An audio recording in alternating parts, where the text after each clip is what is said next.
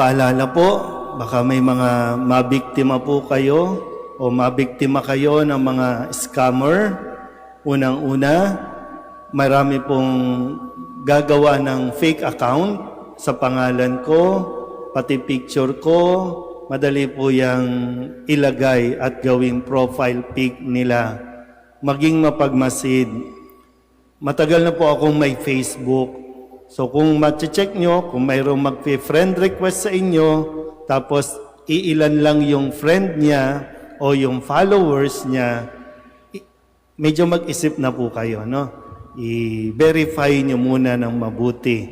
At lalong-lalo na kapag sila yung gamit yung pangalan ko, mag-friend request sa inyo, hindi po ako friendly. Yan. Para malinaw, no? So kung mayroong mag-friend request sa inyo, yan, i-verify nyo na muna.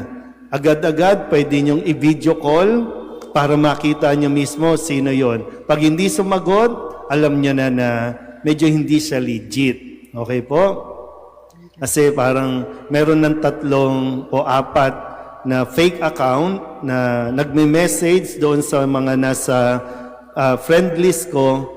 At yun yung sisendan nila ng friend request. Tapos, pag nag-reply kayo, yun na yung kasunod niyan. Na mayroon kaming charity, mayroon kaming fundraising. Magduda na po kayo doon, ha?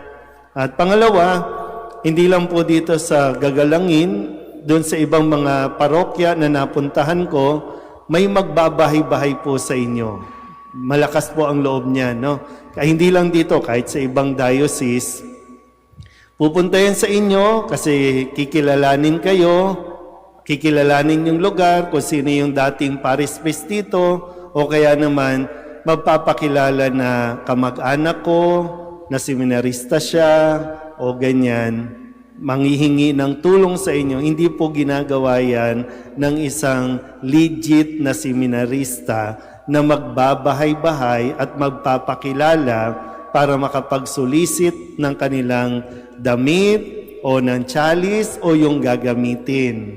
So hindi po yan gawain ng legit na seminarista. Kasi kung ang isang seminarista nangangailangan sa parish priest yan o kaya sa opisina ng parokya yan, makikipag-coordinate. Tapos yung pare, halimbawa ako, kakausapin ko kayo, yung personal, baka gusto nyong tumulong, pero hindi sa online.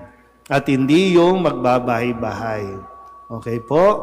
So, mas maging maingat lang, no? Kasi siyempre, hindi lang naman yung pare yung gagamitin para makapang-scam sila. Pero siyempre, pagdating kasi sa simbahan, pag sinabi ng, may gawain sa San Jose, ikaw naman, siyempre, sige, bigay ka na. With good conscience ka naman. Kaya lang, hindi po mabuti yun. So, maging maingat po sa mga nag-friend request at maging maingat sa mga humihingi ng tulong sa inyo.